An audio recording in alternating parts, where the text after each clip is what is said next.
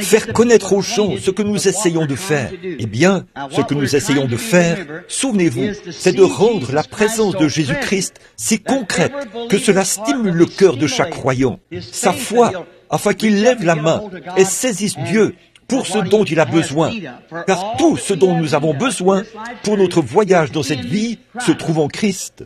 C'est comme ces arbres, là dehors. Tout ce dont cet arbre a besoin, c'est un pommier. Y avez-vous déjà pensé? Alors qu'il n'a même pas un centimètre de haut, toutes les pommes que cet arbre produira s'y trouvent déjà. 1000 boisseaux, si l'on contient autant. Disons que cet arbre produira 500 boisseaux de pommes. Tous les 500 boisseaux de pommes étaient en lui quand il était planté. Sinon, d'où viennent-ils?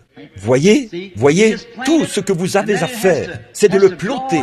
Et ensuite, il lui faut tirer de l'eau. Et c'est de la terre qui l'attire. Et il lui faut en tirer plus que sa part. Alors, il produit des branches, produit des feuilles, produit des fleurs, produit des pommes. Voyez, il les produit. Il ne les reçoit pas de l'extérieur. Il les produit. Ainsi donc, je pense que Christ est la source inépuisable de la vie. Et si nous avons été plantés en lui, tout ce que nous avons à faire, c'est boire à cette source de la vie et produire tout ce dont nous avons besoin pour ce voyage. Toutes les choses dont nous avons besoin sont en lui. Nous sommes plantés en lui, alors nous puisons de lui. Il est la source inépuisable de la vie. Levons-nous maintenant, si vous le voulez bien, juste un instant, par respect, alors que nous lisons la parole de Dieu. Ce soir, pour notre texte, comme nous nous approchons du temps du carême ou du vendredi saint, je veux lire un passage de l'évangile de Jean, chapitre 12, à partir du verset 12. Le lendemain, une foule nombreuse, venue à la fête, ayant entendu dire que Jésus se rendait à Jérusalem, prirent des branches de palmier et allèrent au-devant de lui, criant « Hosanna ! Béni soit celui qui vient au nom du Seigneur, le roi d'Israël !» Jésus trouva un ânon et s'assit dessus. Et selon ce qui est écrit, « Ne crains point, fille de Sion, voici ton roi vient à toi, assis sur le petit d'une ânesse. » Ses disciples ne comprirent pas d'abord ces choses, mais lorsque Jésus eut été glorifié, ils se souvinrent qu'elles étaient écrites de lui et qu'il les avait accomplies à son égard. Et tous ceux qui étaient avec Jésus, quand il avait appelé Lazare des morts, lui rendaient témoignage. Et la foule vint au-devant de lui, parce qu'il avait appris, il avait fait ce miracle. Les pharisiens se dirent donc les uns aux autres, « Vous voyez que vous ne gagnez rien. Voici le monde est allé après lui. » Quelques Grecs, du nombre de ceux qui étaient montés pour adorer pendant la fête, s'adressèrent à Philippe de Bethsaïda, Galilée, lui dirent avec instance, « Seigneur, nous voudrions voir Jésus. » Philippe alla le dire à André, puis André et Philippe le dirent à Jésus. Hébreux 13:8 dit, Jésus-Christ est le même hier, aujourd'hui et éternellement. Courbons la tête pendant que nous prions. Maintenant, en cet instant solennel, alors que nous avons la tête inclinée, après avoir lu cette parole, y a-t-il quelqu'un ici qui aimerait qu'on se souvienne de lui dans cette prière et qui voudrait que Dieu fasse quelque chose pour lui au cours de cette série de réunions ou ce soir même? Voudriez-vous simplement l'indiquer en levant la main? Il saura ce qu'il y a derrière votre main. Notre Père Céleste, nous abordons ta parole maintenant. Nous nous approchons avec respect par la prière, la tête inclinée et le cœur incliné. Car nous savons que tu es toujours fidèle à cette parole. Nous te prions maintenant de nous éloigner des choses du monde et des soucis de cette vie, afin que nous puissions te servir avec des cœurs purs et sans tache, lavés dans le sang de l'agneau. Nous te demandons, Seigneur, est-ce maintenant l'heure où un grand réveil pourrait éclater ici, dans cette région du pays? Si c'est le cas, Seigneur, nous sommes ici pour te servir par tous les moyens possibles. Et pour ce faire, nous nous remettons simplement à toi. Puisse-t-il se produire quelque chose, Seigneur, qui stimulera le cœur des gens Et il se peut que cette série de réunions ait été organisée juste pour quelques personnes qui sont encore dispersées ici et là. Peut-être qu'il s'agit du dernier membre du corps de Christ qui sera ajouté ici même en Louisiane. Et alors les portes se fermeront. Nous n'en savons vraiment rien, Seigneur. Nous avançons prudemment, faisant attention à chaque mouvement. Et nous te prions, Père Céleste, de guérir tous les malades et tous les affligés. Alors que je regarde, je vois ici un pauvre petit enfant affligé qui est étendu. Et partout, il y en a qui sont étendus là, malades et dans le besoin. Ô Dieu, puisse-t-il détourner les regards de leurs afflictions ce soir et tout au long de cette semaine, et qu'il n'y ait pas une seule personne faible parmi nous à la fin de cette série de réunions. Bénis les ministres, Seigneur, et leur belle collaboration, et tout ce qu'ils font pour être unis. Puissent les gens prendre conscience que ce qui habite le cœur de leur pasteur, c'est d'essayer de tout apporter, tous les dons, et faire tout leur possible, ces choses que Dieu honore, afin que cela puisse aider leur assemblée à voir, à croire et à croître. Accorde-le, Père. Pardonne-nous nos offenses. Exauce toutes les requêtes qui se cachent sous ses mains ce soir. Seigneur, la mienne est levée. Tu connais mon cœur. C'est là ma prière pour ces gens. Puisse Jésus se faire connaître parmi nous, Père. Accorde-nous une grande effusion de ces bénédictions. Et ce soir, quand nous repartirons d'ici, puissions-nous dire comme ceux qui revenaient d'Emmaüs ce jour-là, après la résurrection, alors que nous entrons dans cette période sainte, notre cœur ne brûlait-il pas au-dedans de nous? Avait-il dit, lorsqu'il nous parlait en chemin, car nous le demandons au nom de Jésus. Amen. Vous pouvez vous asseoir. Je ne veux pas prêcher ou prendre beaucoup de temps, mais je veux simplement aborder quelques petits points que j'ai ici en ce moment, avant de former la ligne de prière. D'environ 25 minutes, je suppose, je formerai la ligne de prière pour prier pour les malades. Eh bien, chaque soir, M. Borders et les autres essayeront de vous expliquer comment, de quelle manière conserver la guérison et tout. Et souvenez-vous, nous ne sommes pas ici pour essayer de représenter uniquement la guérison divine. Nous sommes ici pour représenter Jésus-Christ, car en lui se trouve la guérison, et chaque attribut de Dieu se trouve en lui. Et nous, il a acquis notre salut, notre guérison, et tout ce que nous avons. La guérison est secondaire, et on ne peut jamais accorder une importance primordiale à quelque chose de secondaire. Ça, nous le savons. Alors nous essayons. Jésus a consacré environ 86% de son ministère à la guérison divine, afin d'attirer l'attention des gens, puis expliquer le but dans lequel il est venu. Et c'est la même chose. Nous essayons de continuer son ministère du mieux que nous pouvons. Et nous croyons qu'il est encore le même, hier, aujourd'hui et éternellement. Eh bien, nous savons ceci. Au commencement était la parole. Et la parole était avec Dieu, et la parole était Dieu. Et la parole a été faite chair, et elle a habité parmi nous. Par conséquent, Dieu et sa parole sont une seule et même chose. C'est Dieu sous forme écrite. Vous ne valez pas plus que votre parole. Dieu ne vaut pas plus que sa parole. Donc, nous approchons de cette grande fête en ce moment, ce carême, comme on l'appelle, puis le vendredi saint, et après, c'est le dimanche de Pâques. Dans une semaine, ce sera le dimanche de Pâques, je crois. Donc, nous approchons de cela. J'ai pensé lire ce passage de l'Écriture qui parle de ces Grecs au cœur affamé qui sont venus adorer à la fête de la Pâque. Ils étaient loin de se douter qu'il s'agissait là de l'agneau de la Pâque. C'est ce que Christ devait être. Mais leur cœur était affamé. Ils voulaient le voir. Ils avaient tant entendu à son sujet. Ils savaient qu'il avait fait des choses glorieuses. Ils en avaient entendu parler. Ainsi donc, sans doute qu'en venant à cette fête, ils ont dû lire abondamment dans les Écritures pour connaître qui il était, sa nature, et ce qu'il ferait quand il viendrait. C'est donc ce qu'ils voulaient voir.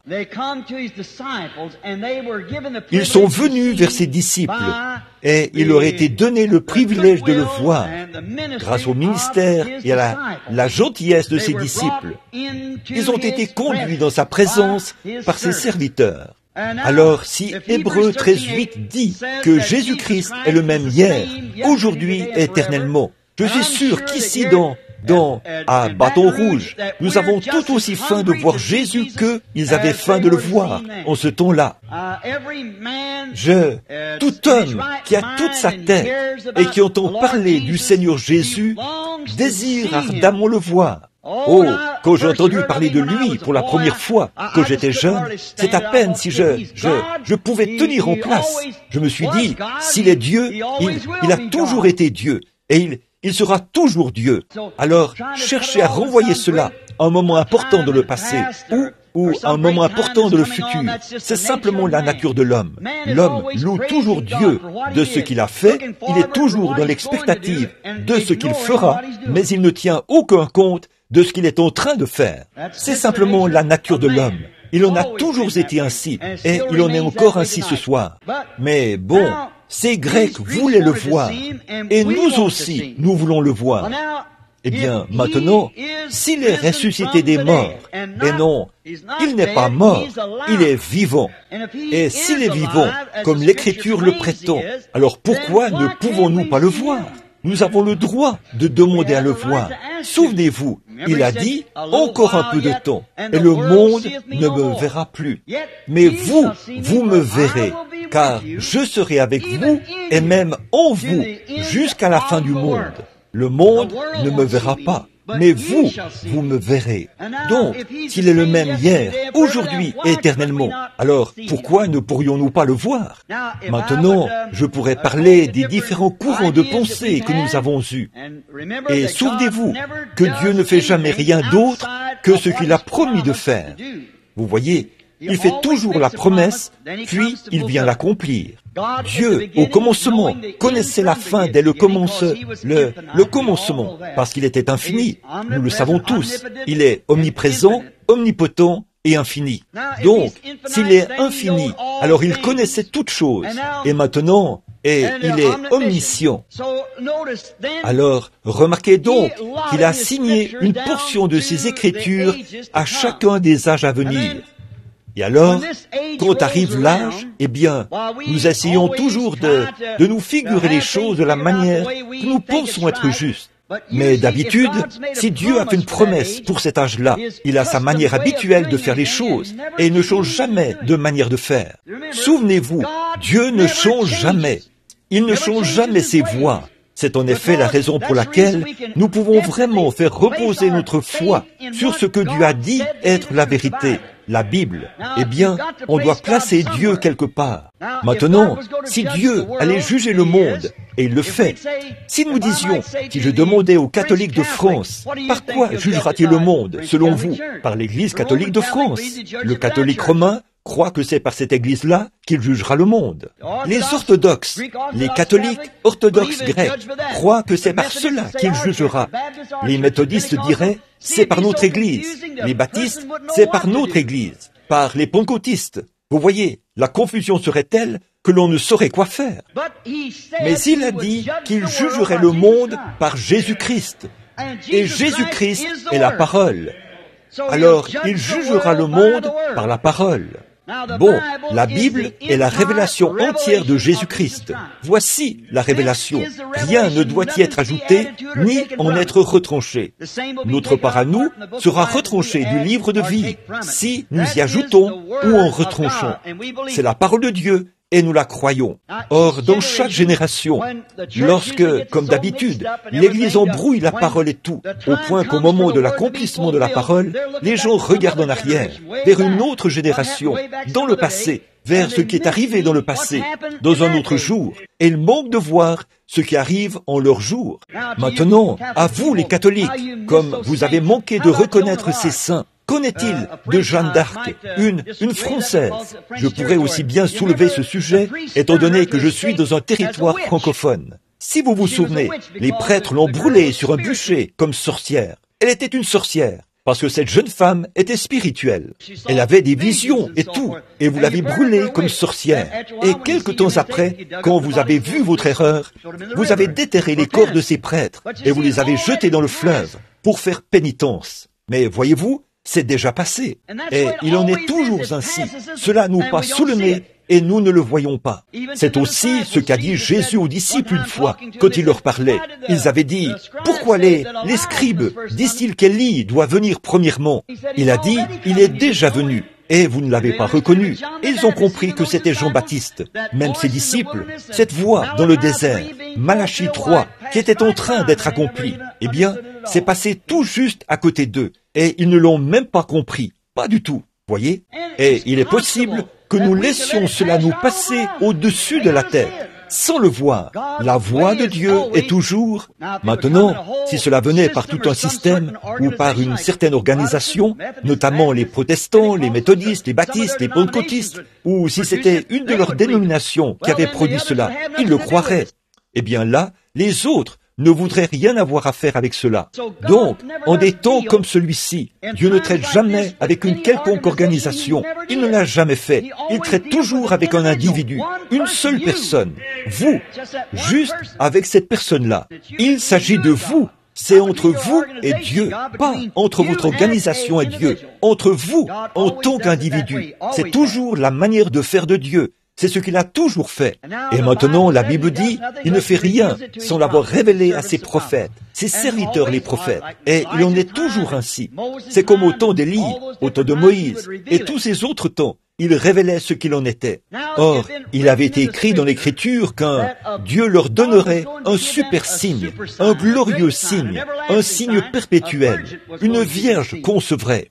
Et alors, quelqu'un allait naître. Un enfant, nous avons connu qu'il était le Messie. Toutes les Écritures, depuis la Genèse, tout le long, aboutissent à la venue du Messie. Les prophètes étaient une partie de la parole. Jésus a dit qu'on les appelait des dieux, et c'est ce qu'ils étaient, tant que la parole de Dieu leur était apportée. Il a dit, « Comment pouvez-vous me condamner quand je dis que je suis le Fils de Dieu ?» Et vous, il est écrit dans votre loi que vous appelez Dieu ceux à qui la parole du Seigneur est venue. Vous voyez, ce n'étaient pas les prophètes, c'était la parole de Dieu. Et c'est la même chose maintenant. C'était Jésus, la parole de Dieu manifestée, la même chose. Et ça, c'est toujours la lumière de l'heure. Maintenant, si nous regardions autour de nous ce soir et que nous passions en revue certaines de ces grandes églises tout au long des âges et que nous disions, voilà, c'est ça, voilà, c'est ça. Si on ne fait pas attention, on marchera dans un reflet plutôt que dans une lumière.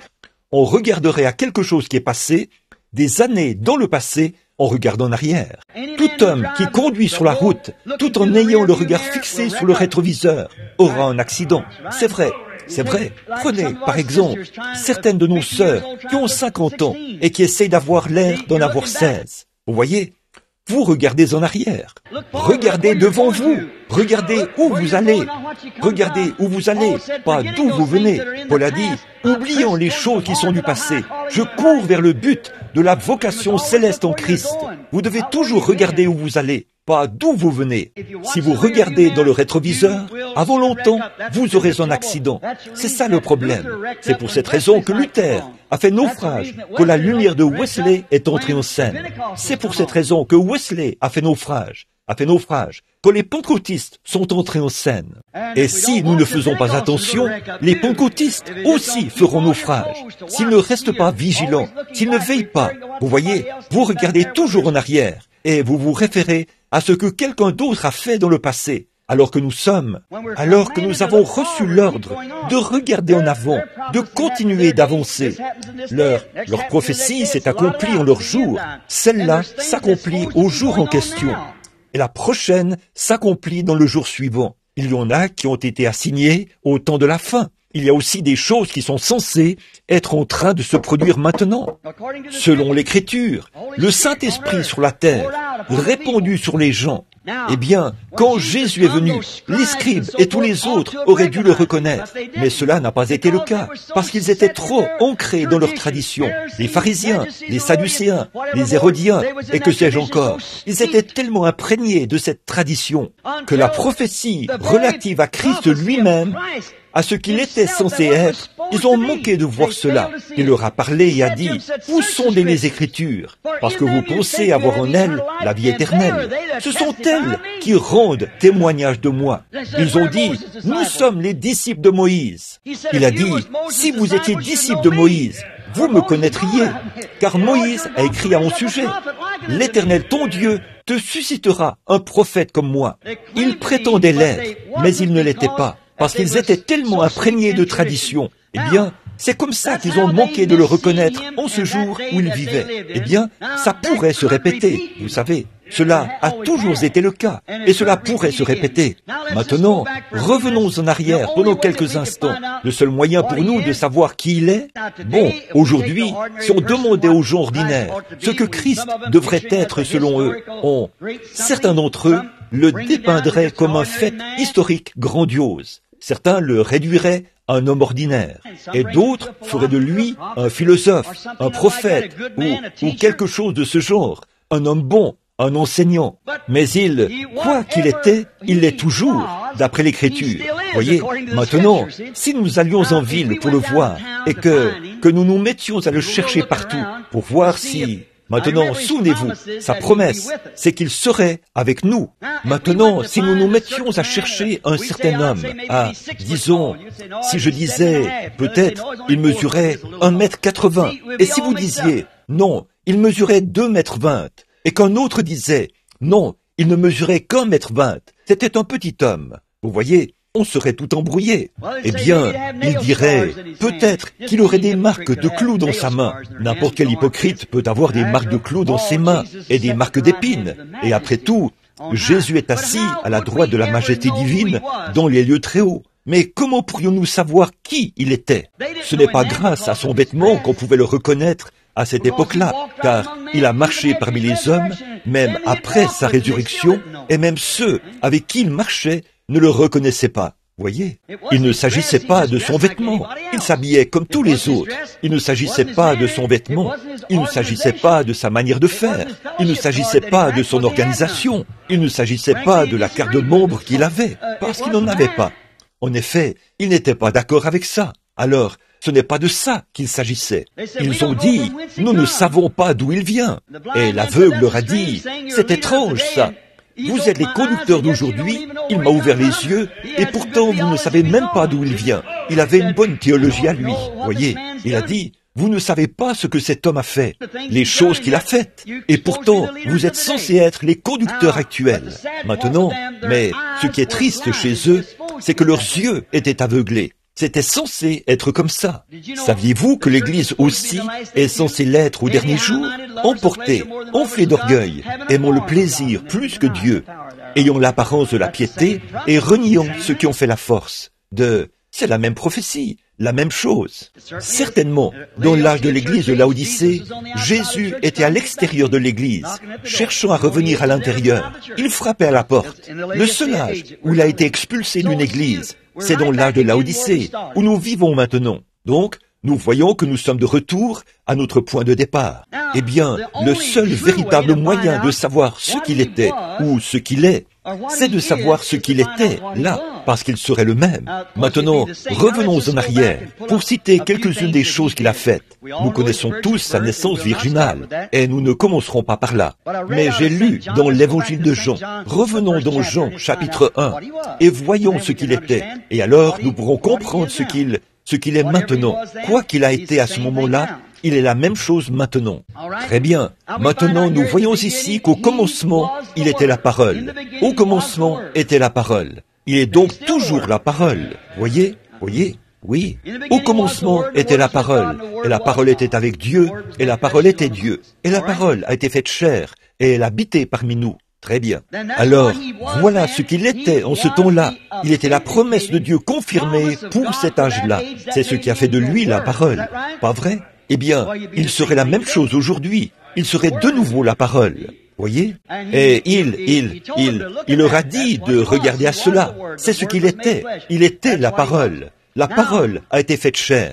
C'est ce qu'il était. Maintenant, quand il est devenu la parole, et que Dieu est descendu sous la forme du Saint-Esprit, sous la forme d'une colombe, elle est allée sur lui, et il a dit, « Celui-ci est mon Fils bien-aimé, en qui je me plais à demeurer. » Ensuite, nous voyons que son ministère a commencé par des prières pour les malades, la guérison. Tout le monde l'aimait. Il était très bien. On le connaissait comme quelqu'un de bien. Puis, comme il était dans son premier ministère, ce qui l'identifiait, souvenez-vous, les Juifs ont toujours cru à la guérison divine. Ils avaient une piscine ici à la porte, Bethsaïda, Bethesda, à la porte, une belle porte. Les gens y étaient étendus, des foules de gens impotents, des boiteux, des estropiés, des aveugles, et ils allaient dans les eaux pour être guéris.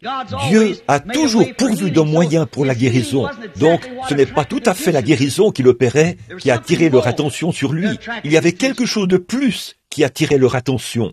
Maintenant, nous voyons que si ce qu'il était censé être, Moïse avait dit ce qu'il serait, et tous les prophètes avaient parlé de lui, et il fallait donc qu'il soit identifié par cela. Maintenant, voici ce qu'il est, la parole. Maintenant, Hébreux, chapitre 4, dit, la parole de Dieu est plus efficace qu'une épée à 2 tranchants. Elle pénètre jusqu'à partager la moelle de l'os, et elle juge les pensées du cœur. Voilà ce qu'est la parole. Or, vous voyez, quand la parole venait aux prophètes, on les identifiait par leur prophétie.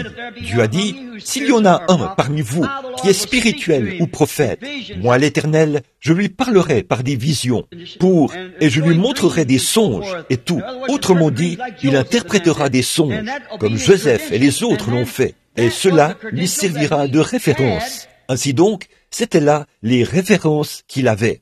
La parole inspirée par révélation. Vous voyez, la parole qui devait s'accomplir. Sa prophétie l'identifiait comme prophète, et la parole vient au prophète. Alors, quand Jésus est venu sur la scène, la Bible dit qu'il devait être un prophète. Moïse avait dit, « L'Éternel ton Dieu te suscitera un prophète comme moi. » Et Israël a toujours cru ces prophètes, parce que c'était Dieu qui s'identifiait dans des êtres humains. Toujours. N'importe quel spécialiste de la Bible le sait.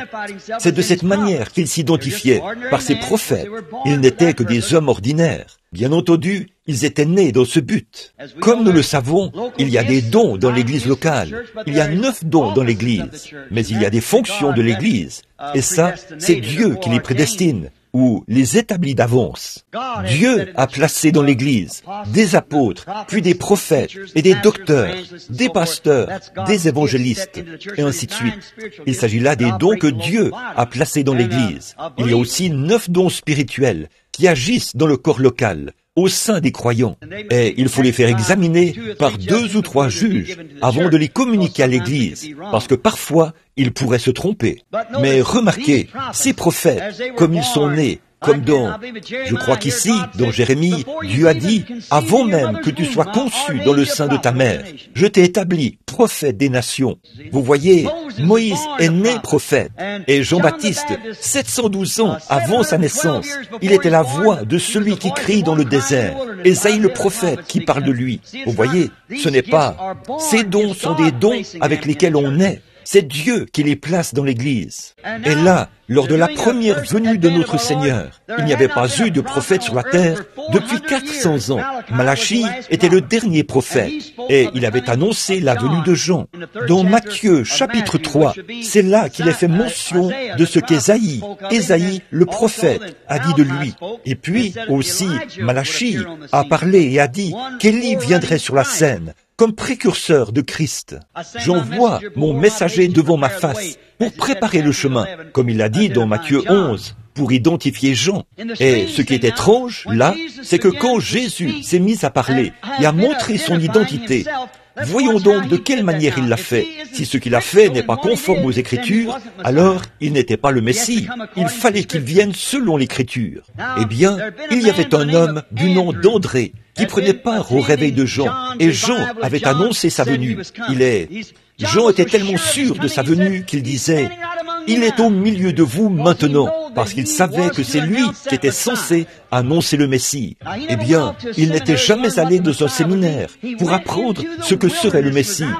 Il s'était retiré dans le désert, où il était tout seul, et c'est de là qu'il est venu, car il ne fallait pas qu'il soit formé par l'homme. Il fallait qu'il soit formé par Dieu. En effet, son père était sacrificateur, et il était de coutume pour un fils de remplir la même fonction que son père, de faire les mêmes études et tout.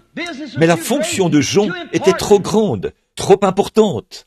Eh bien, bon nombre de ces gens-là disent, « Bon, vous connaissez frère un tel, ici, il remplit les conditions requises. Mais Jean s'était retiré dans le désert, et il était avec Dieu jusqu'à ce qu'il sache avec certitude quel serait le signe du Messie. Quand il est venu, il a dit, je ne le connais pas, mais celui-là qui a dit, celui sur qui tu verras l'Esprit descendre et demeurer, il est celui qui baptisera du Saint-Esprit et de feu. Voyez, il le savait et il est absolument certain que c'était lui. Eh bien, André avait essayé de convaincre son frère Simon. C'étaient des pêcheurs. Ils essayaient de convaincre son frère de venir à la réunion. Bon, il y a quelque temps, j'ai lu une histoire au sujet de leur vie. C'était de fervents croyants, des voix des pharisiens. Et il avait son père. Le nom de son père était Jonas. Et c'était aussi un grand pécheur. Et bien des fois, il leur fallait se remettre à Dieu pour espérer avoir à manger, trouver du poisson afin de payer leurs dettes et se procurer de la nourriture. Et j'ai lu qu'un jour, le vieux père avait fait asseoir Simon et aussi André et leur avait dit, « Les garçons, j'ai toujours cru que je vivrais assez longtemps pour voir la venue du Messie que nous attendons depuis tant d'années. Et maintenant, mes fils, il se peut que je parte avant la venue du Messie, puisque je suis avancé en âge. Mais je ne veux pas que vous, les garçons, vous vous laissiez tromper. Eh bien, toutes sortes de choses pourraient arriver avant sa venue. Il faut toujours qu'il en soit ainsi, voyez-vous, pour, en quelque sorte, brouiller la vraie chose quand elle se produit. Vous voyez, Satan est toujours là. C'est comme avant la venue de Jésus. On disait que d'autres Jésus avaient paru et qu'ils avaient entraîné des groupes de gens dans le désert. Et ils y avaient péri et tout. Mais il a dit, « Mes fils, souvenez-vous, ce Messie sera identifié par les Écritures. » Oh, comme il devrait enseigner les gens d'aujourd'hui. Voyez, le Messie sera identifié par les Écritures, parce que Moïse a dit que le Seigneur, notre Dieu, nous suscitera un prophète comme lui. Moïse est notre conducteur, et nous attendons. Bon, ça fait des centaines d'années que nous n'avons pas eu de prophète, mais Moïse a annoncé la venue de celui-là. Et sans doute que cet intervalle ici, où nous n'avons pas de prophète, c'est pour que nous puissions identifier que lorsqu'il viendra, il remplira les conditions requises pour être ce prophète-là. Nous connaissons tous ce passage de l'Écriture. Or, nous voyons plus tard que Jésus n'avait pas encore fait de miracle.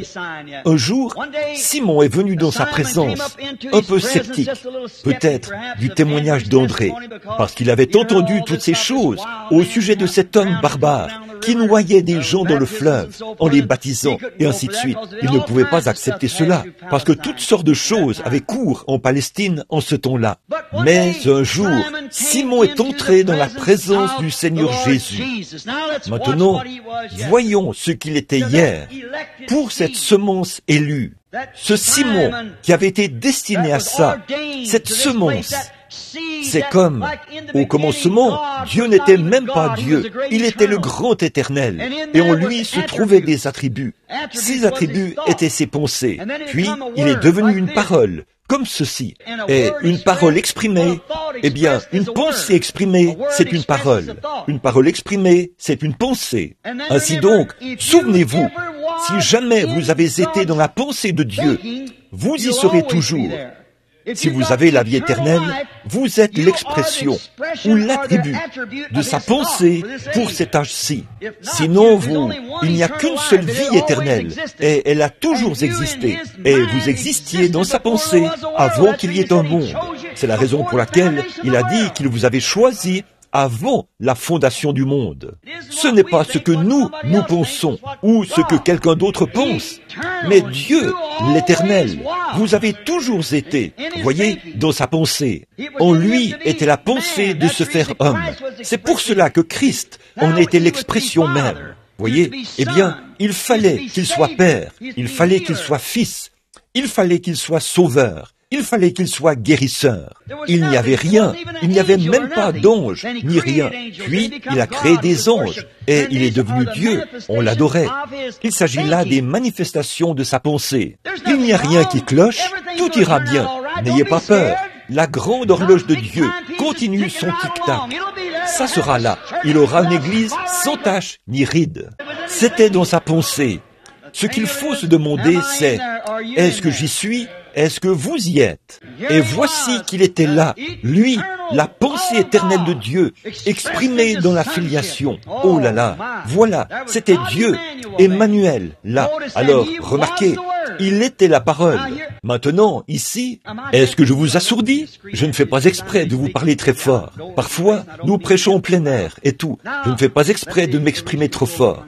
Maintenant que celui qui gère le son puisse baisser un peu mon volume, s'il le veut bien, si je parle trop fort.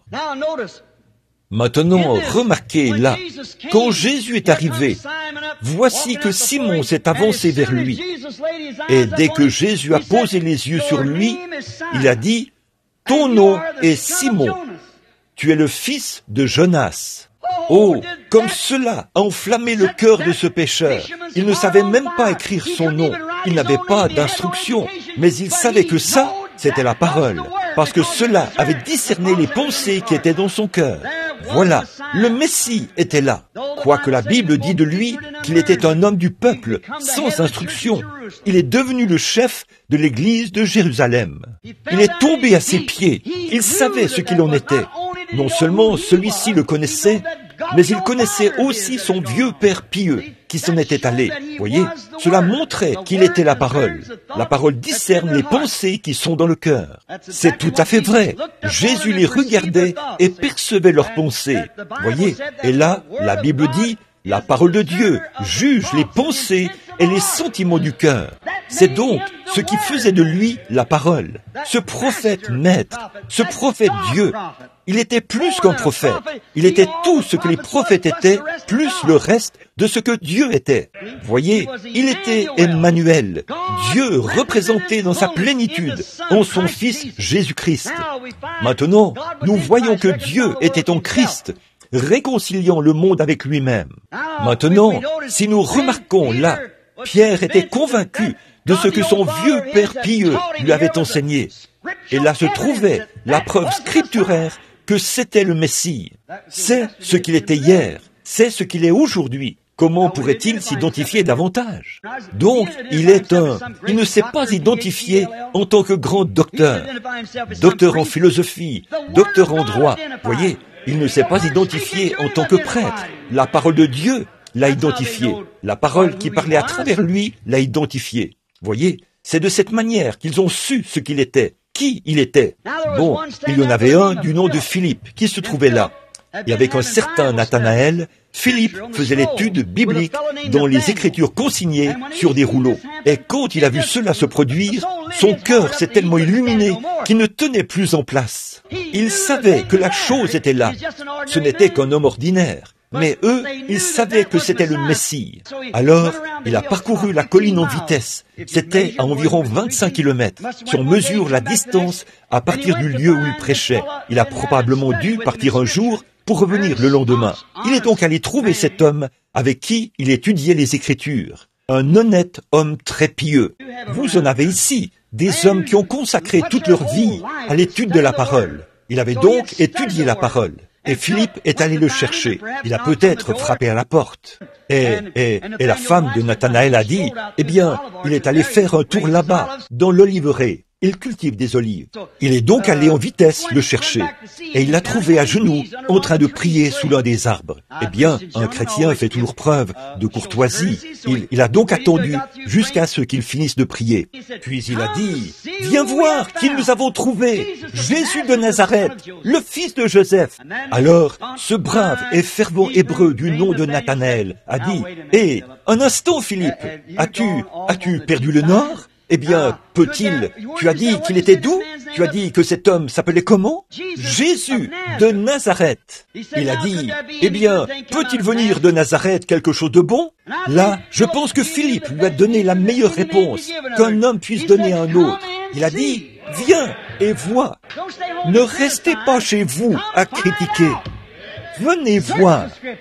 Sondez les Écritures. Venez et voyez.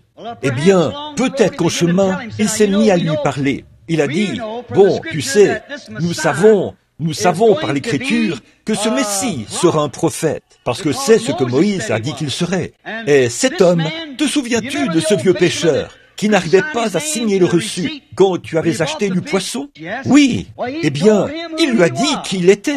Oh, j'imagine Philippe dire, bon, attends un instant, ou Nathanaël dire, il faut d'abord que je voie cela. Quand il est finalement arrivé où Jésus était, il est venu avec Philippe. Philippe l'a amené exactement comme quelqu'un vous a amené. Il est venu dans sa présence, à la réunion où Jésus prêchait, et il l'a regardé. Ce n'était qu'un homme ordinaire, habillé comme monsieur tout le monde. Il n'avait pas l'air différent, et il ne marchait pas ses mots. Il avait toujours été un homme simple, et parfois, il leur parlait par énigme, pour qu'ils ne puissent pas comprendre, même à ses disciples. Cela ne troublait pas leur foi. Vous voyez, ils croyaient en lui. Remarquez, une fois, une grande foule s'était rassemblée autour de lui, des milliers de gens. C'était un grand personnage. Oh, ce prophète de Galilée, ce grand personnage. Il allait dans toutes les églises. Tout le monde voulait de lui. Mais un jour, il s'est mis à leur prêcher la doctrine. Et alors, ça a un peu changé la donne, voyez. Il n'a plus été très populaire à partir de là, voyez-vous. Mais le signe accompagnait la voix.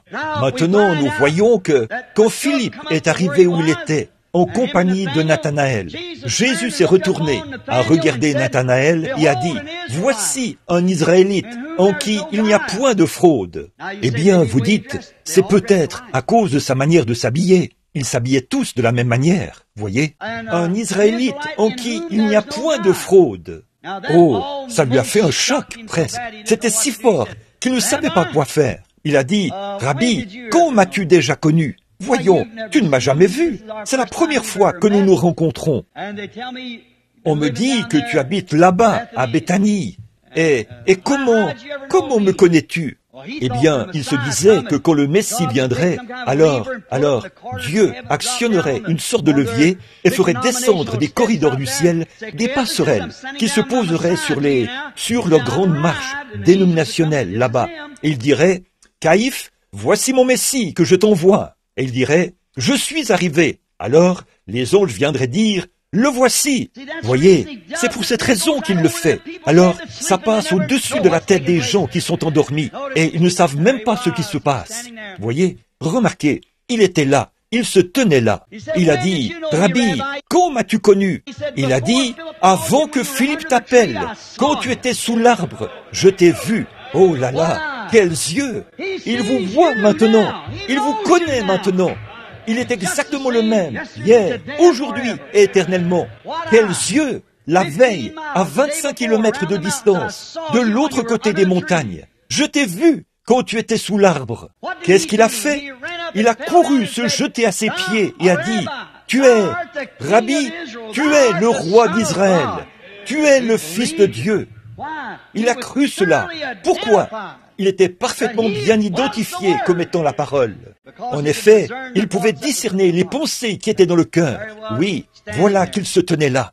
Or, il y en avait qui étaient là et qui ne croyaient pas cela. Non, beaucoup d'entre eux n'y croyaient pas. Il y avait là des sacrificateurs et tout. Et ils disaient, « Cet homme, c'est Belzébul. » La chose avait été accomplie. L'écriture avait été identifiée. Et là, il fallait que le clergé de ce jour-là donne une réponse à son assemblée. Et il n'avait pas d'autre option de réponse que de dire s'il l'était ou s'il ne l'était pas. Ils ont donc dit, c'est par Belzébul que cet homme fait ces choses. Autrement dit, c'est un diseur de bonne aventure. Un mauvais esprit. Tout le monde sait qu'un diseur de bonne aventure est un démon. Alors, il a dit, c'est par Belzébul que cet homme fait ces mauvaises choses. Et Jésus a dit, maintenant, je vous pardonne pour cela. Le sacrifice n'avait pas encore été offert. L'expiation n'avait pas encore été faite. Mais a-t-il dit, quand le Saint-Esprit sera venu, si vous faites cela, un seul mot contre lui ne vous sera jamais pardonné, ni dans ce siècle, ni dans le siècle à venir. Alors, vous voyez où cela nous mène aujourd'hui. Donc, c'était toute une affaire. Et, en fait, Philippe et Nathanaël y ont cru de tout leur cœur. Eh bien, c'est ainsi que Jésus s'est identifié hier comme étant le Messie. Bon, nous savons tous, juste quelques instants encore, nous savons tous qu'il n'y a que 3 races de gens dans le monde, et que ce sont les fils de Noé, Cam, Sem et Japheth. Vous voyez, ce sont donc les Juifs, les gens des nations, et les Samaritains. Et nous, qui sommes les gens des nations, nous étions des païens, des Romains, et que sais-je encore, en ce temps-là, des Anglo-Saxons, et nous adorions des idoles. Mais les Juifs attendaient un Messie, et les Samaritains attendaient un Messie. Or, Jésus, comme il était en chemin pour Jéricho, juste en bas de la colline, à partir de Jérusalem, il a dit, « Il me faut passer par la Samarie. » Il est donc allé là-bas, en Samarie, et s'est assis à la porte, au puits. C'est encore exactement comme en ce temps-là. Rien du tout n'a changé. Le paysage ressemble à celui ici, et les vignes poussent dans la paroi rocheuse. Il s'est assis là, et a envoyé ses disciples dans la petite ville appelée Sichar, pour aller chercher des provisions, de la nourriture. Et pendant qu'ils étaient partis, une femme de mauvaise vie. Il se peut, comme je l'ai dit, que la jeune femme se soit retrouvée à la rue, non pas à cause de la délinquance juvénile, mais peut-être à cause de la délinquance parentale. On l'avait peut-être mise à la rue. C'était peut-être une belle jeune femme. Et elle s'était mal conduite. Elle était venue là pour puiser de l'eau, parce qu'elle ne pouvait pas venir en même temps que les vierges. Elle ne l'aurait pas de bonne femme honorable. Elle ne pouvait pas le faire. Elle se ravitaillait en premier. Par la suite, toutes les autres, les prostituées et tout, y allaient au cours de la journée. Les vierges puisaient l'heure. Eh bien, je les ai vues porter ces grandes cruches de 20 litres sur la tête, ces grands pots, et en porter un sur chaque épaule. Puis ils marchaient en causant, comme savent le faire les femmes, sans en renverser une seule goutte. Je ne sais pas comment elles réussissent à le faire, mais elles le font, ça c'est sûr. Les autres y avaient déjà été, et elle est donc venue chercher l'eau dont elle avait besoin pour la journée.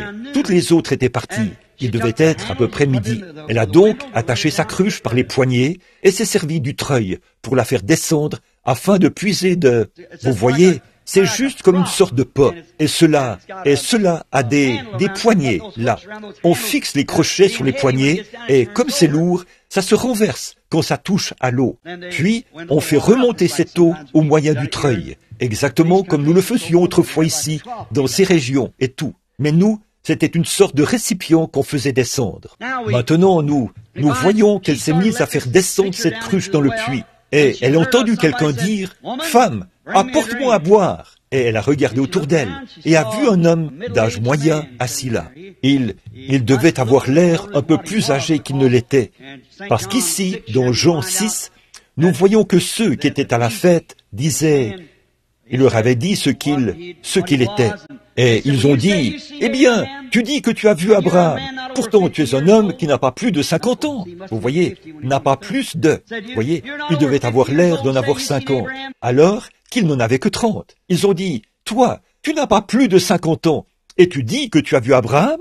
Il a dit, « Avant qu'Abraham fût, je suis. » Vous voyez?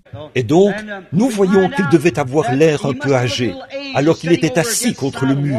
Nous ne savons pas exactement à quoi il ressemblait. Je ne le sais pas. Des psychiatres, ou plutôt des psychologues, nous brossent un tableau. Mais il y a celui de Hoffman, celui de Salman, et les autres. Mais c'est tout simplement leur opinion à ce sujet. Vous voyez? Nous ne savons pas exactement à quoi il ressemblait. Et voici qu'il était assis là, puis il a dit ceci.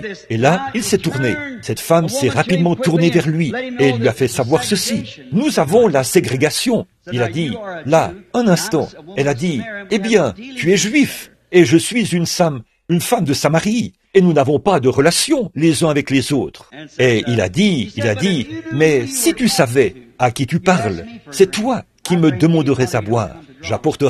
Te donnerais une eau qu'on ne vient pas puiser. Et par cette conversation, qu'est-ce qu'il faisait? Là, il essayait de contacter son esprit, voyez, pour voir ce qu'il y avait en elle. Eh bien, le Père l'avait envoyé là-bas, de la même manière que je crois que le Père m'a envoyé ici, voyez. Mais pourquoi? Je ne sais pas, voyez. Mais voilà qu'il était là. Et il lui parlait. Et elle a dit, « Oh, tu dis, adorez à Jérusalem. Nos pères ont adoré sur cette montagne, autour de ce puits et tout. » Il a dit, « L'heure vient, et elle est déjà venue, et Dieu cherche ceux qui adorent en esprit et en vérité. » La conversation s'est poursuivie jusqu'à ce qu'il trouve quel était son problème. Combien dans mon assemblée ce soir savent quel était son problème? Bien sûr, elle avait trop de maris. Alors il a dit, va chercher ton mari et viens ici. Et elle a dit, je n'ai point de mari. Il a dit, tu as dit la vérité, tu en as eu 5. et celui avec qui tu vis maintenant n'est pas le tien. Maintenant, observez, regardez ces sacrificateurs qui avaient reçu une formation et qui ont manqué de voir la parole manifestée. Quand il a fait la même chose devant ces sacrificateurs, ils ont dit, c'est Belzébul.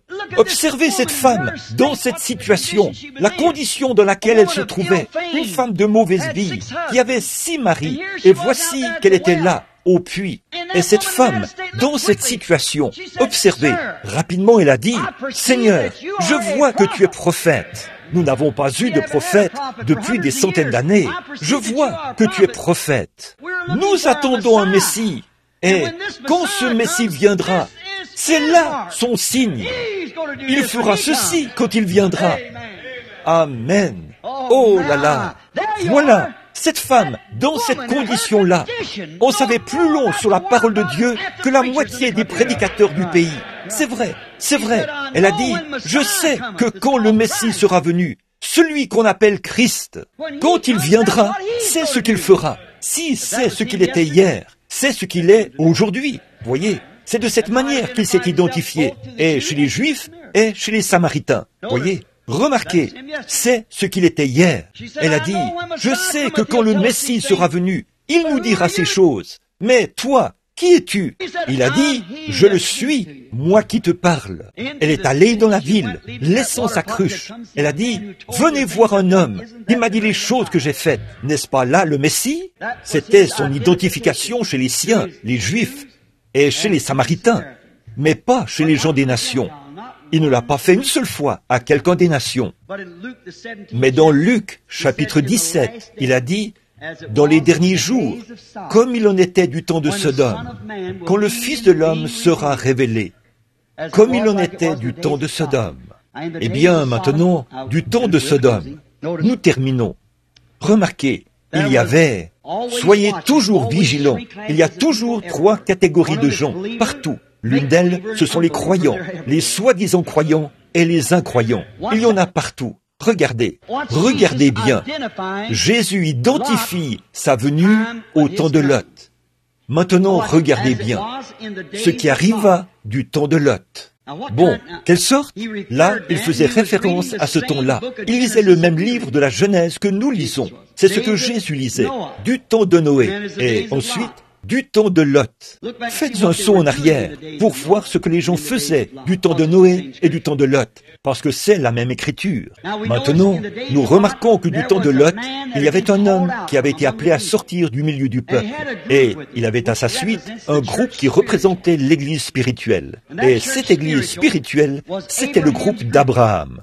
Et il y en avait un parmi eux du nom de Lot, son neveu, qu'il avait quitté pour aller vivre à Sodome. Et les péchés de Sodome tourmentaient son âme.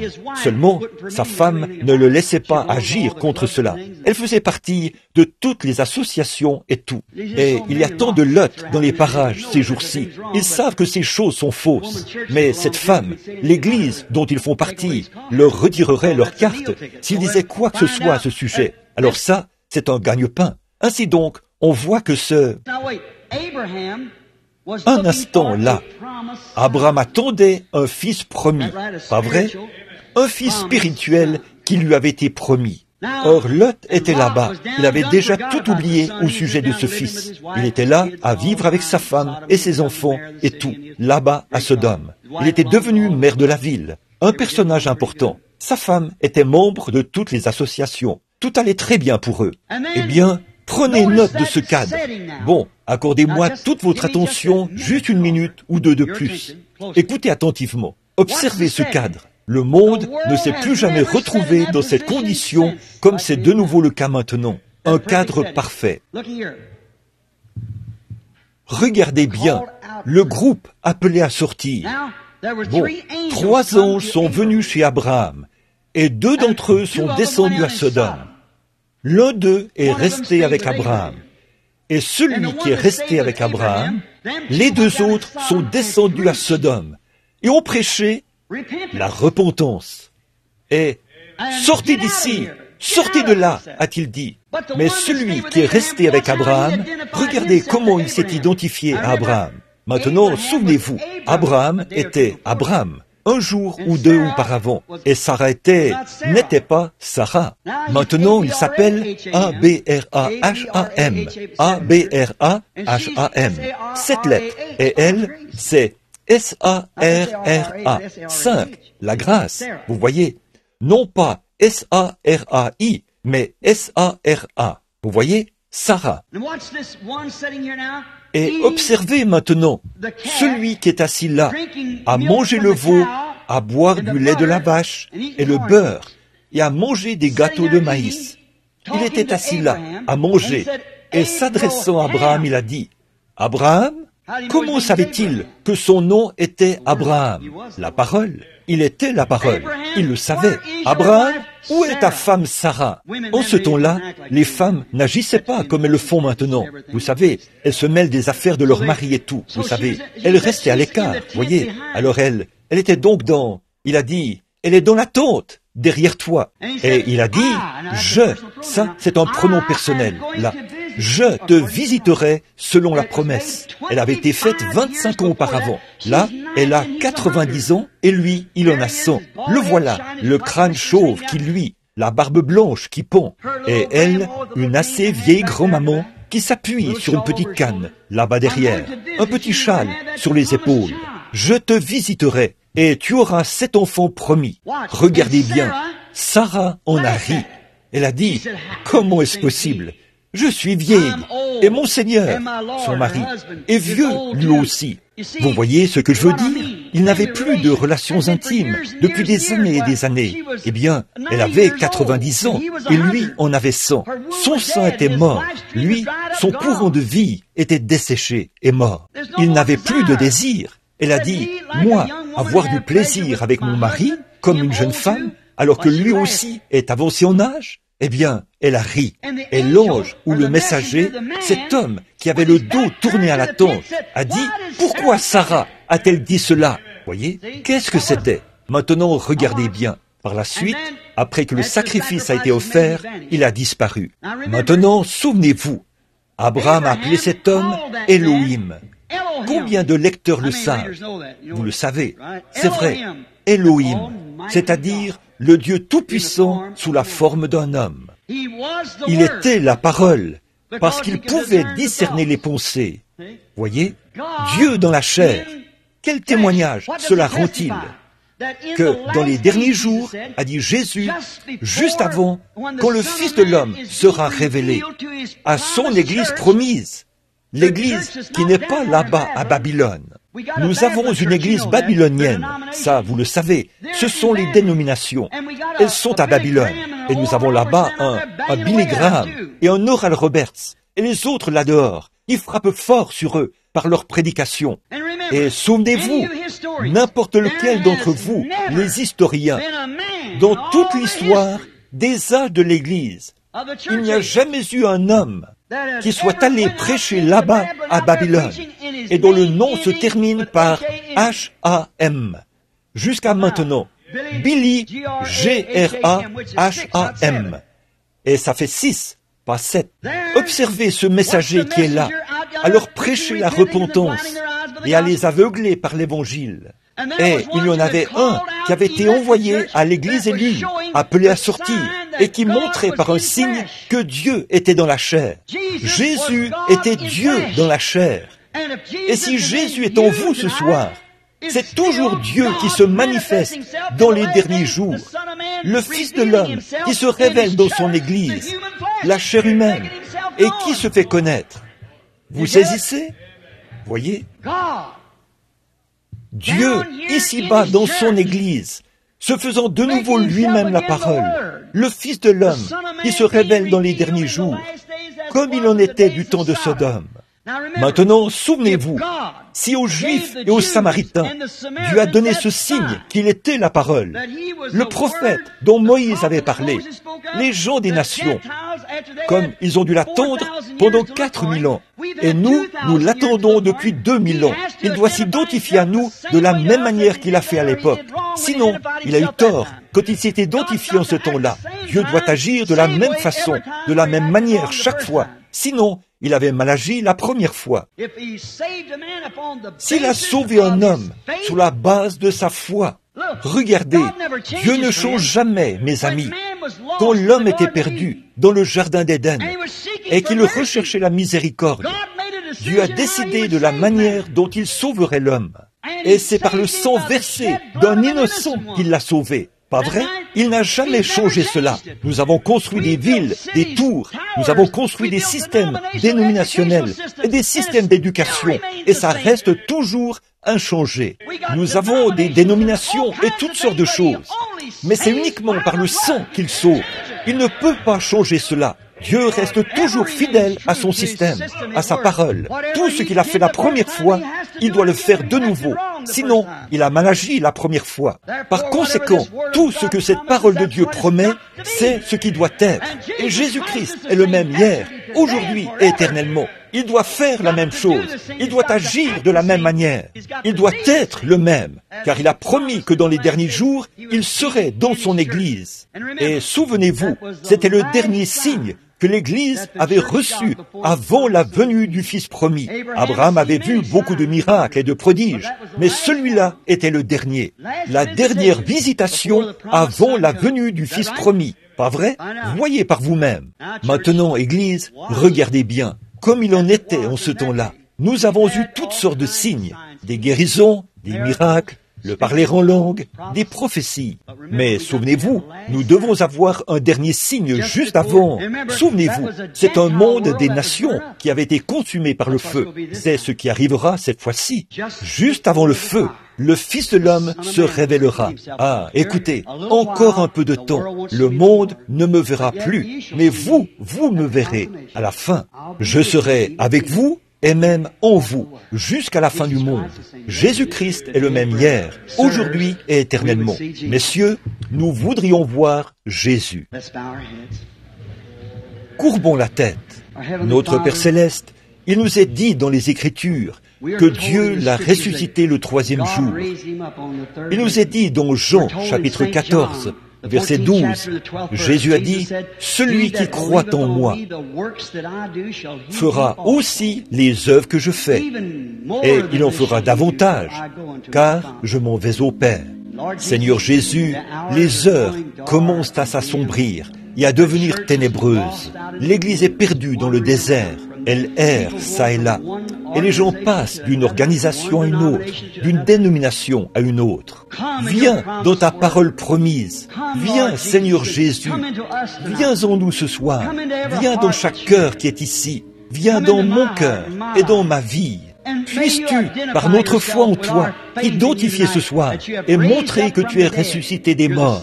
Tu es le même, hier, aujourd'hui et éternellement. Puissions-nous te voir, Seigneur, dans ce petit groupe de pauvres gens, alors que nous sommes tous rassemblés ici. Nous sommes ici parce que nous cherchons la vie. Comme c'est glorieux de savoir que la résurrection et la vie est parmi nous et qu'il s'identifie, non pas par quelque chose de mystique, mais selon la parole promise. Ce qui arriva du temps de Noé et ce qui arriva du temps de Lot, quand le Fils de l'homme sera révélé. Je te prie, Père, de l'accorder ce soir à ces gens qui sont malades et dans le besoin, à ceux qui ont l'âme malade, à ceux qui font simplement partie de l'Église et qui ne savent rien au sujet de recevoir le Saint-Esprit, et de le regarder ponctuer chaque parole de la Bible d'un Amen. La Bible est un livre mystérieux pour eux. Ils ne peuvent pas la comprendre. Puissent-ils recevoir l'interprète de la parole ce soir, celui-là qui n'a besoin de personne d'autre que lui pour l'interpréter, et qu'ils fassent de cela une réalité dans leur vie. Accorde-le, Père. Nous le demandons au nom de Jésus. Amen. Il se peut que je termine 10 minutes plus tard que prévu ce soir, parce que j'ai pris beaucoup de temps. Pardonnez-moi, mais nous allons juste appeler quelques cartes de prière pour qu'on prie pour eux. Maintenant, je vais vous demander une chose, là. Ne vous levez pas pour vous déplacer. Vous le voulez bien? Restez tranquillement assis, à moins que qu'il y ait quelque chose, comme un petit enfant ou quelque chose, et que vous devez vous en occuper. Mais si vous pouviez rester tranquillement assis, juste quelques instants, et voyons s'il viendra s'identifier ce soir. Messieurs, nous voudrions voir Jésus, et vous pouvez voir que sa vie se manifeste, et qu'il fait exactement ce qu'il faisait autrefois, parce qu'il faut qu'il fasse la même chose. Voyez? Il a dit, je suis le... Quoi? Cep. Vous êtes les... Quoi? sarment. Eh bien, maintenant, comment le genre de vie qu'il y a dans le cep devra être dans le sarment. Maintenant, regardez. Disons qu'ici, aujourd'hui, vous, ici, ne cultivez-vous pas des fruits par ici, des agrumes et tout? Quoi? Des prunes. Très bien. Vous cultivez. Regardez. Si votre cep pousse et produit un sarment issu de ce cep, quel que soit le fruit que produit ce cep, si ce cep produit un autre sarment, ce sarment donnera le même fruit. Il y a quelques années, j'étais en Arizona, chez mon ami, M. Charit. Et là-bas, il avait un arbre porteur d'agrumes qui, je pense, portait 9 fruits différents. Il portait des citrons, des pamplemousses, des mandarines, des tangelots, des oranges. J'ai dit, quelle sorte d'arbre est-ce? Il a dit, c'est un oranger. Eh bien, je dis, eh bien, comment ces fruits se sont-ils retrouvés là? Il a dit, je les ai greffés. Oh, et je dis, je vois, frère Charit. J'ai dit, je pense que frère Charit était avec moi la dernière fois que j'étais ici. Et j'ai donc dit, eh bien, frère Charit, donc, l'année prochaine, ça produira uniquement des oranges. Et non. Oh non, non, non. Ah non. Il a dit, la branche de pamplemousse produira un pamplemousse. La branche de citron produira un citron. Eh bien, et je dis, comment ça? Il a dit, ce sont tous des agrumes. Ah, là j'ai compris. J'ai dit, c'est ça. J'ai dit, merci Seigneur. Vous voyez, nous greffons nos organisations dans ce cep. Elles vivront de ce cep, mais elles porteront le fruit qui correspond à leur espèce. Mais si jamais cet oranger produit une autre branche, elle portera des oranges. Et si cette vie provient de Jésus-Christ et qu'on a écrit un livre des actes à la suite de cette première église, si elle en produit un autre, on écrira à sa suite un autre livre des actes qui sera pareil au premier. Parce qu'il faut que ce soit la même chose. Je n'ai pas le temps de les prendre tous. Alors, comme il ne nous reste que quelques minutes, allons-y rapidement. Et commençons par M1, 2, 3, 4, 5. Levez la main, vous qui avez... Qui a M1? Est-il ici? La carte de prière M1. Êtes-vous sûr que... Oh, M1. Avez-vous la carte de prière numéro 1? Qui l'avait? C'est cette dame là-bas qui a le numéro 1. Avancez par ici. Est-ce que c'est par ici que vous les faites avancer? Numéro 1. Avancez par ici, madame. Numéro 2. Qui a la carte de prière numéro 2? Juste ici. Très bien. Avancez par ici, monsieur. 3. Levez la main. Maintenant, observez ceux qui sont sur les civières. Si on appelle leur numéro, transportez-les ici, parce que je ne pense pas qu'aucun d'entre eux puisse marcher. C'est pareil pour le monsieur qui est là, dans le fauteuil roulant. Très bien. 1, 2, 3. La carte de prière numéro 3. Très bien. 3, 4. 4. La carte de prière numéro 4. Vérifiez votre carte là, rapidement. 5. Juste là. Levez-vous. Avancez par ici, monsieur. 6. La carte de prière numéro 6. 6. 7. Ces gens parlent-ils français? Ou 7. Très bien. 8. 8. Vérifiez. Il se pourrait que la personne soit sourde ou quelque chose de ce genre. 8. Très bien maintenant. Soyez vigilants. Vérifiez que les huissiers vérifient les cartes là-bas. 8. 9. 10. On ne sait jamais où elles sont. On les mélange toutes et on les distribue partout. Voyez-vous? 10. Très bien. 11. Vous avez le numéro 11? La carte de prière numéro 11? Très bien. C'est par ici. 11. 12. La carte de prière numéro 12? Espèce? Parle-t-il français? Quoi? Pardon? Oh, si on s'est déjà rencontrés. Vous parlez français, n'est-ce pas? 12. 13. Vérifiez. Il se pourrait que ce soit une personne sourde, voyez-vous, quelqu'un qui ne peut pas entendre et qui est simplement assis là, tenant une carte. 13. 14. Carte de prière numéro 4. 14. Vérifiez Regardez votre voisin. Il se pourrait qu'il soit assis là, avec une carte à la main, mais qu'il soit sourd, vous savez, et qu'il n'entende rien. Alors et ça fait qu'on appelle en vain. 14. Bon, les cartes de prière ne sont pas transférables, et on ne devrait pas le faire. La personne doit venir prendre sa carte et la conserver. Peut-être que quelqu'un est sorti. Eh bien, 15? Eh bien, arrêtons. On va s'arrêter là. Eh bien, venez. Vous avez le numéro 15? Venez. C'est très bien. Maintenant, attendons donc ici juste un instant, voyez-vous, pendant que nous nous préparons. Très bien, maintenant, s'il vous plaît, soyez très respectueux et restez assis tranquille. juste un instant. Bon, tout ce que j'ai dit ce soir, combien croient que c'est une promesse de l'Écriture? C'est vrai. Bon, maintenant, la chose suivante, c'est de savoir si c'est la vérité. Voyez, est-ce la vérité? Eh bien, si c'est vrai, alors c'est la parole de Dieu. Et il est donc tenu d'exécuter sa parole. Toute promesse. Croyez-vous cela? Maintenant, s'il se faisait connaître de la même manière qu'il s'est fait connaître aux Juifs et aux Samaritains, et il a dit qu'il le ferait de nouveau dans les derniers jours, parmi les jours des nations, croirez-vous? Levez la main, dites, je le croirai. Bon. Il y a maintenant, parmi ces gens-ci, je ne pense pas qu'il y ait quelqu'un ici qui me connaisse. Je pense avoir vu tout à l'heure ici quelqu'un que je connais, mais je pense qu'ils sont partis, quelqu'un. Tout le monde m'est inconnu. Combien dans l'auditoire savent que je ne sais rien à votre sujet? Levez la main, partout, au balcon, où que vous soyez. Certainement. Maintenant, regardez, pendant qu'on les prépare là, une fois, il y avait une petite dame. Disons qu'elle n'avait pas de carte de prière. Elle avait quelque chose de mieux. Elle avait la foi. Elle a dit, je crois en cet homme. Si je peux seulement toucher le bord de son vêtement, je serai guéri. Combien savent que c'est l'Écriture? La femme qui avait la perte de... Très bien.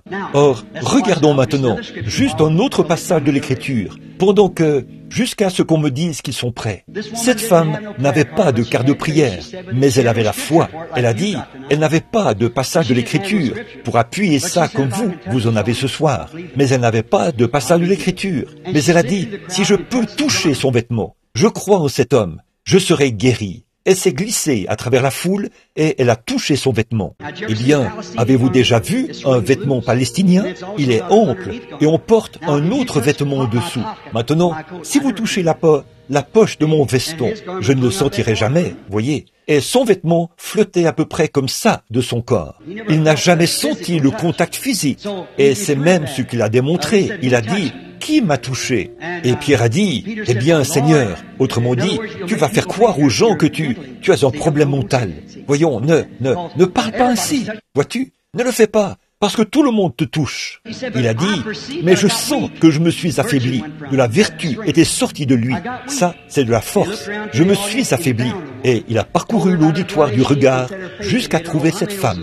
Il lui a dit qu'elle avait une perte de sang. Et il lui a dit que sa foi l'avait guérie. Combien connaissent cette histoire? C'est vrai. Bon, les ministres là, les frères qui sont ici sur l'estrade, eh bien, la Bible dit ceci, il est ce soir le souverain sacrificateur qui peut compatir à nos faiblesses. Pas vrai? Combien dans l'auditoire croient cela? Il est le souverain assis à la droite de Dieu ce soir, un souverain sacrificateur qui peut compatir à nos faiblesses. Alors, comment agirait-il si vous le touchiez? Il agirait de la même manière qu'en ce temps-là. S'il est le même hier, aujourd'hui, éternellement. Pas vrai?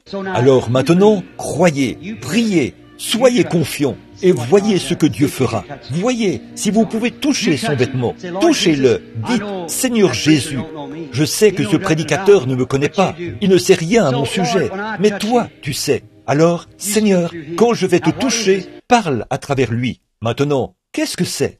Un don, ce n'est pas quelque chose comme de prendre une faucille ou un couteau et se servir de ce couteau comme un don pour couper. Ça, ce n'est pas un don de Dieu. Un don de Dieu, c'est simplement un don de Dieu, c'est savoir se détendre, s'enlever du chemin pour que Dieu puisse venir vous utiliser.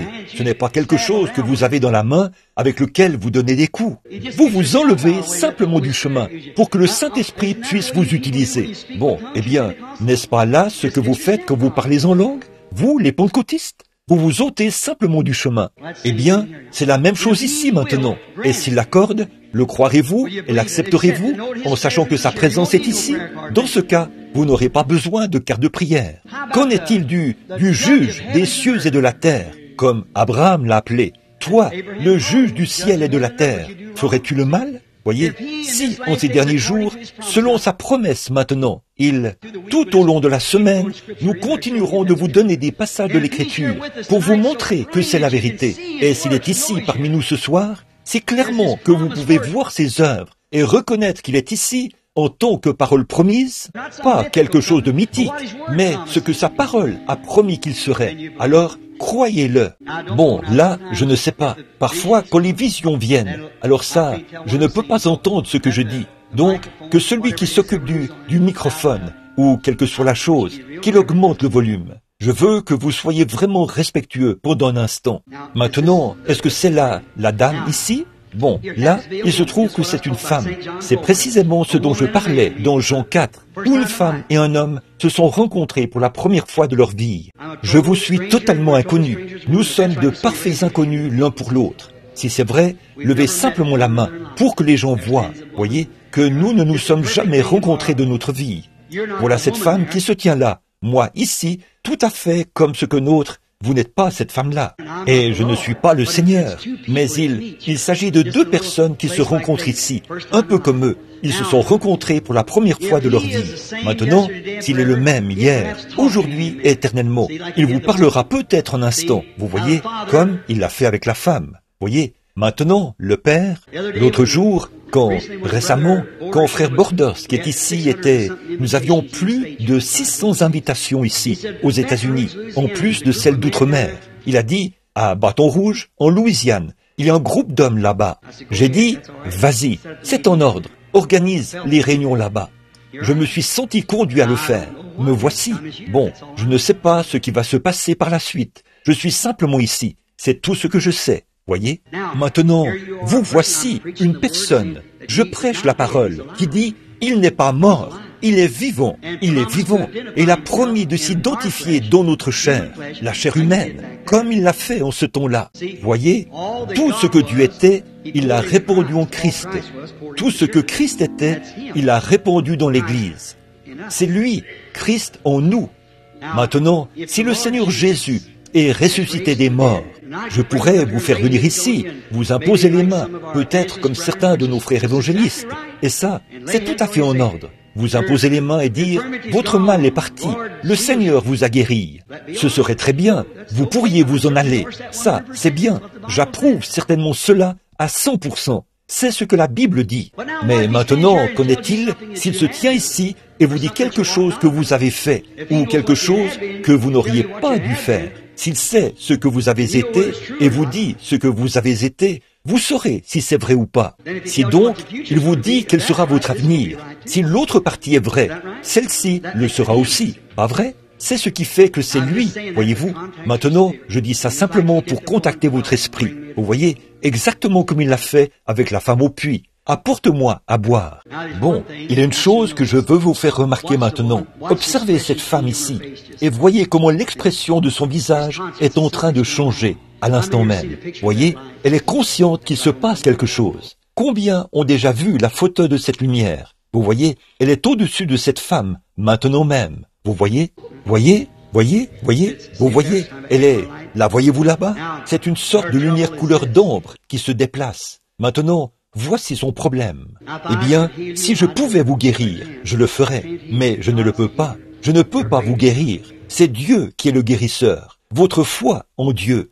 Vous êtes extrêmement nerveuse. Vous souffrez de nervosité. Et aussi, vous avez un problème au niveau de la gorge. Vous avez du mal à parler. Vous arrivez à chuchoter, à peine plus. C'est la glande thyroïde. C'est vrai. Maintenant, croyez-vous?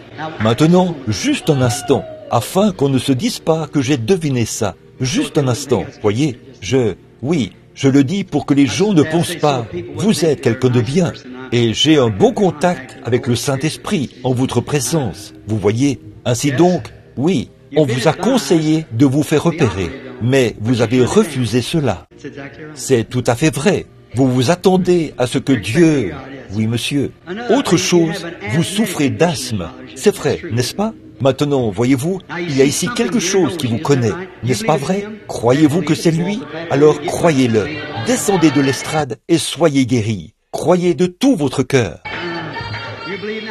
Amen. Croyez-vous maintenant de tout votre cœur? Si tu peux croire. Bonjour, monsieur. Je vous suis inconnu, je suppose. Si vous m'avez rencontré quand j'étais ici auparavant, à Bâton Rouge. Oh, ça fait un bon bout de temps, n'est-ce pas? Je pense que ça fait 12 ans ou plus. C'est peut-être plus, peut-être 14 ans. Eh bien, je ne saurais pas quoi que ce soit, rien à votre sujet, pas plus que vous étiez à cette réunion-là, ou quelque chose de ce genre. Mais Dieu vous connaît. C'est une lumière. Il faut que je l'observe pour voir où elle va, voyez-vous, quand elle se déplace vers d'autres personnes. Ça, c'est une onction. Maintenant, si le Seigneur Jésus veut, nous voici, je crois que la dernière personne était une femme. Eh bien, c'est comme quand on a un songe, vous voyez, quand on rêve de quelque chose. Bon, maintenant, vous êtes un homme. Et quand Jésus a rencontré un homme, Simon-Pierre, il s'est identifié. Il s'appelait alors Simon. Il l'a appelé Pierre. Il lui a dit qu'il s'appellerait désormais Pierre. Si le Seigneur Jésus me dit quel est votre problème, croirez-vous que je suis son serviteur et croirez-vous qu'il est présent? Est-ce que tout le monde ici croira la même chose? Peut-être qu'on vous connaît ici, parce que vous êtes de la ville. Je vois quelque chose. C'est comme si vous êtes agité à propos de quelque chose. C'est ça, oui, c'est ça. Parce que c'est au sujet du sang, quelque chose qui ne va pas avec le sang. Vos intestins saignent. C'est tout à fait vrai. Vous avez aussi des ulcères à ce niveau. Voyez? Eh bien, c'est vrai, n'est-ce pas? Maintenant, croyez-vous? C'est comme ça que notre Seigneur aurait fait. Ne l'aurait-il pas fait? C'est lui qui le fait. Ne croyez-vous pas cela? Et si Jésus a dit à Simon quel était son nom, et si Dieu me disait quel est votre nom, me croiriez-vous? Très bien, monsieur. Louis Carey, c'est tout à fait vrai. Continuez votre chemin. Amen. Ayez foi en Dieu. Croyez-vous? Il est le même, hier, aujourd'hui et éternellement. Maintenant, je vous suis inconnu, sœur. Je ne vous connais pas. Je ne vous ai jamais vu de ma vie. Vous n'êtes qu'une femme qui se tient là, plus jeune que moi. Nous sommes nés à des kilomètres l'un de l'autre et à des années d'intervalle. Mais il est le même hier, aujourd'hui et éternellement. Croyez-vous cela? Croyez-vous cela? Cela? Eh bien, vous savez que de vous tenir simplement à côté d'un homme, votre frère ici, ne vous ferait pas vous sentir ainsi. Vous savez qu'il doit y avoir autre chose, dans cette présence vraiment tendre, humble, douce. N'est-ce pas vrai? Si c'est vrai, pour que l'auditoire le sache, levez simplement la main pour qu'il voie. Vous voyez, je suis en train de la regarder, et il y a cette lumière qui tournoie autour d'elle. La dame se tient ici pour quelqu'un d'autre. Elle n'est pas ici pour elle-même, c'est pour sa fille. C'est vrai, vous croyez que le Seigneur peut me dire ce qui... Vous avez l'intention d'amener cette fille à la réunion. Mais vous croyez que Dieu peut me dire quel est son problème? Croirez-vous et mettrez-vous ce mouchoir sur elle et croire qu'elle guérira? C'est dans son dos, c'est vrai, c'est exact. Allez, croyez maintenant, posez cela sur elle et elle se rétablira. Très bien, croyez-le, c'est tout. Croyez-vous de tout votre cœur? Si tu peux croire, tout est possible à ceux qui croient.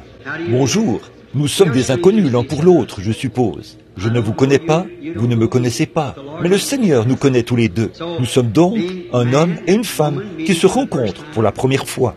Eh bien, notre Seigneur a dit une seule chose à cette femme, et toute la ville a cru. Il ne l'a plus refait. Il a fait une seule fois, et toute la ville a cru. Maintenant, n'ayez pas peur. Rien ne vous fera du mal. Ça va vous aider, vous voyez, parce que je ne pense pas que vous soyez une critique, sinon cette vibration que l'Esprit du Seigneur ne viendrait pas comme c'est le cas maintenant. Vous êtes une croyante, alors vous n'avez aucune raison de vous inquiéter de quoi que ce soit. Vous souffrez d'une hernie. C'est tout à fait vrai. Croyez-vous que le Seigneur Jésus vous guérira de cela? Et si je vous disais une autre chose qui ne va pas chez vous, cela vous donnerait-il la force de croire? Vous avez un nodule. Si je peux vous dire, ce n'est pas sur votre joue, c'est dans votre dos. Si c'est vrai, faites signe de la main. Très bien. Maintenant, croyez. Allez, croyez simplement et soyez guéris. Croyez-vous maintenant, vous tous, de tout votre cœur? Alors, cela devrait faire prendre conscience à tout le monde que vous êtes dans la présence de Dieu. Très bien. Monsieur, croyez-vous que Dieu peut guérir cette arthrite et vous rétablir? Si oui, continuez simplement à marcher en disant « Merci, Seigneur Jésus ».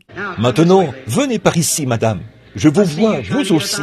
Vous essayez de vous lever du lit très lentement. C'est aussi l'arthrite. Si vous croyez de tout votre cœur, Dieu vous rétablira. Croyez-vous cela? Très bien. Continuez simplement à marcher en disant « Merci, Seigneur Jésus ». Je le crois vraiment de tout mon cœur. Très bien. Venez, monsieur. Vous souffrez de nervosité et d'autres choses, et de la prostate, et aussi de l'arthrite. Déposez cela sur elle. Croyez de tout votre cœur. Soyez guéris, vous aussi. Maintenant, continuez simplement à marcher, tout en croyant Dieu, et tout ira bien, si seulement vous pouvez le croire. Très bien. Venez par ici, madame. Croyez-vous que je suis son serviteur? Vous croyez. Croyez-vous que Dieu peut guérir cette maladie de cœur dont vous souffrez? Eh bien, continuez simplement à marcher en disant « Merci Seigneur, je te remercie de m'avoir guéri de ma maladie de cœur. » Très bien. Venez, monsieur. Croyez-vous que ce que vous voyez est la vérité? Et si je vous disais que vos problèmes d'estomac étaient guéris, là, et d'aller manger votre souper, le croiriez-vous? Très bien. Allez manger votre souper. Tout ira bien pour vous. Vous êtes recouvert d'une ombre. C'est le cancer. Croyez-vous que Dieu vous rétablira et vous guérira? Très bien. Continuez simplement à marcher en disant « Merci Seigneur Jésus.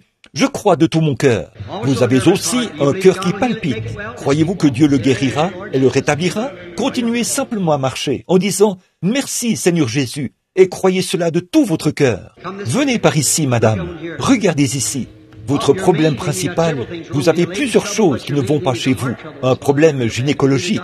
Mais ce qui vous préoccupe le plus, c'est votre maladie de cœur, dont vous souffrez vraiment beaucoup. Croyez-vous que Dieu guérira cela et vous rétablira? Continuez simplement à avancer en disant « Merci Seigneur Jésus, je crois de tout mon cœur. » Très bien.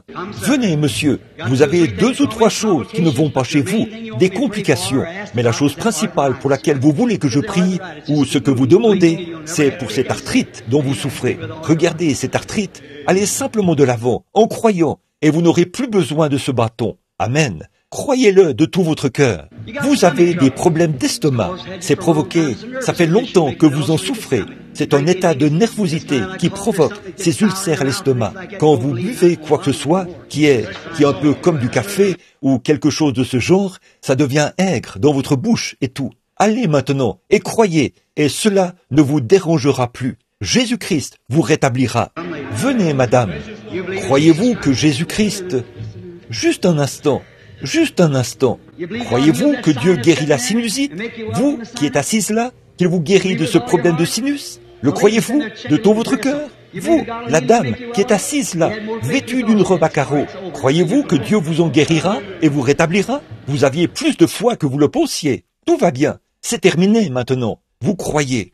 Qu'en pensez-vous? Croyez-vous que Dieu vous guérira de cet état de nervosité et vous rétablira, vous, l'homme qui est assis là? Oui, vous croyez cela? Maintenant, qui avez-vous touché? Ce n'est pas moi qui l'a touché, c'est lui que vous avez touché. C'est ce qui a produit cela. Amen. Vous êtes tombé par en avant et vous souffrez des yeux.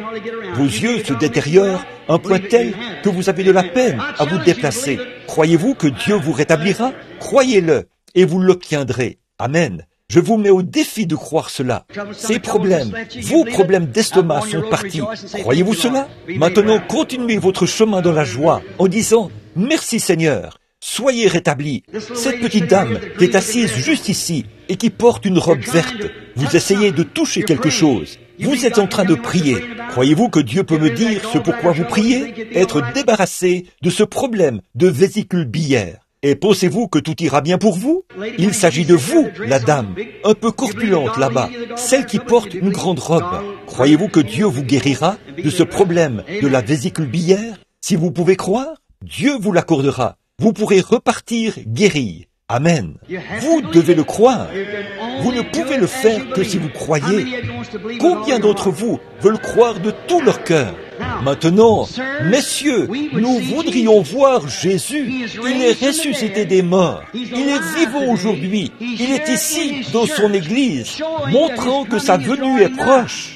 Le monde sera brûlé comme du temps de Sodome. Les atomes se sont déjà rassemblés. Ils sont chargés et tout pour le consumer par le feu. Mais avant que cela arrive, le Fils promis, Jésus-Christ, viendra en personne pour ramener son Église à la maison. Croyez-vous cela de tout votre cœur? Croyez-vous qu'il est le même hier, aujourd'hui et éternellement? Combien croient maintenant que sa présence est ici et croient aussi qu'il a fait cette déclaration? Voici les signes qui accompagneront ceux qui auront cru. S'ils imposent les mains aux malades, les malades seront guéris. Levez les mains. Maintenant, imposez-vous les mains les uns aux autres, là où se trouvent les malades. Imposez-vous les mains. Oui, j'ai dépassé l'heure. Je crains qu'on me demande de terminer. Imposez-vous les mains maintenant et priez les uns pour les autres. Ne priez pas pour vous-même. Priez pour celui sur qui vous avez posé les mains. Il est ici maintenant pour guérir Chacun de vous, croyez cela. Père Céleste, nous croyons maintenant de tout notre cœur que dans la présence de Jésus-Christ, le Fils de Dieu, le diable a perdu son pouvoir, son influence, et que Jésus-Christ vit maintenant. Sors, Satan, que ces gens soient guéris pour la cause du royaume de Dieu.